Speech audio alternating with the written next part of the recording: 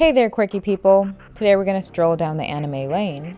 There are many amazing anime out there, and it is quite usual to see two kinds of protagonists go hand in hand in these stories.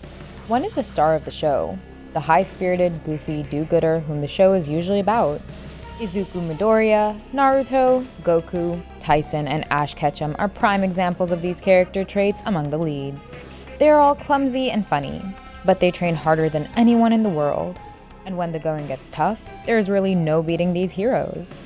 But this video is not about the joyful number ones who are commonly seen leading the anime. Right now, we're gonna pay gratitude to some top quality badasses. They aren't as goofy. They're hardcore individuals who usually don't talk much.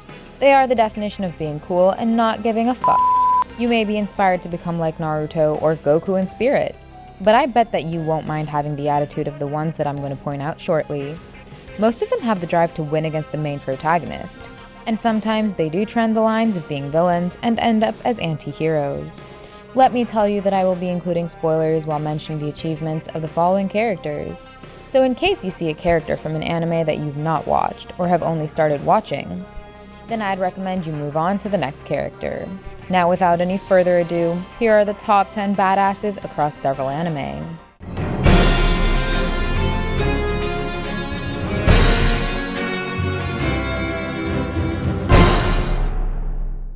I'll start with Kaihuatari.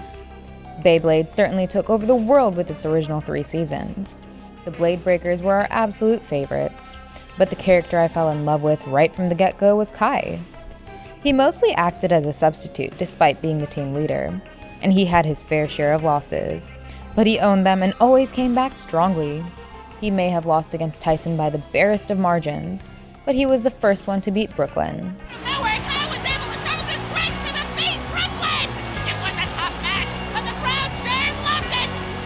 And his final farewell to his bit beast Stronzer was extremely moving. But before Kai, the epitome of badassery was none other than Vegeta.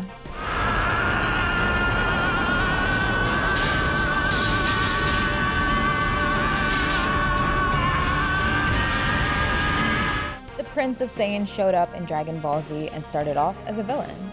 And his drive to become stronger than Goku just kept pushing his strength levels beyond limits. He is probably the grumpiest character on this list, and sadly, he couldn't care less about Bulma or his son Trunks. But he is still the one with the biggest ego and cannot be trifled with. I mean, he achieved the God of Destruction power through Ultra Ego, and he also claimed the Super Saiyan God status on his own without a ceremony. Next up we've got Captain Levi. Attack on Titan has several strong characters who can turn into Titans. But I bet that every one of those Titans and all the other characters are afraid of this short-heighted captain over here. Again, he isn't one to talk much, but he has got a great resolve and his ability to kill Titans is unmatched. We clearly saw his insane skills when he killed an army of Titans all on his own while retaking Wall Maria. He defeated the Beast Titan 3 whole times, and I'd certainly vote for him as the most badass character of the entire anime. Now coming to my favorite, Kakashi. From Naruto. He is the copy ninja who can literally perform over 1,000 jutsu that he managed to pick up over time. More often than not, his Sharingans allow him to outmatch his opponents. He usually keeps his guard up and proves to be the smartest person in the room. His battle tactics and abilities make him capable enough to become the 6th Hokage of the Leaf Village. But his greatest achievement was getting his own Susanoo. To be honest, Kakashi is a mix of the typical number 1 protagonist like Naruto and the number 2 badass protagonists on this list. That's because he does goof around every now and then while reading erotic novels and performing his 1,000 Years of Death attack. But if you look at him through the eyes of Guy, he is the coolest badass ninja you'll ever come across. Okay, enough said. The next one is Sasuke. He has got the biggest of egos. I mean, he even leaves his former teacher Kakashi stunned at times. In many ways, Sasuke is quite like Vegeta. He couldn't care much about Sakura. He always wanted to be stronger than his rival Naruto, and he even strayed down the wrong path for quite a while. But he did come around at the end as Naruto made him see reason. He also got his Susanoo thanks to his ever-evolving Sharingan, and he gained a Rinnegan Eye to have ultimate visual prowess. But his biggest achievement in Shippuden was defeating Kaguya by teaming up with Naruto and Sakura, and his second biggest feat was being kissed by Naruto. He ultimately lost one of his arms, but that didn't take his badassery away. Although, the character who is even superior to him in every way is his brother, Hitachi. This guy was so hardcore, and yet he was so noble. He chose to kill his entire clan, including his parents, to save his little brother and the entire Leaf village. He made a huge sacrifice by becoming a villain in everyone's eyes, but he turned out to be the greatest hero. He also gave his life so Sasuke could live. But his greatest feat came when his body was reanimated after his demise.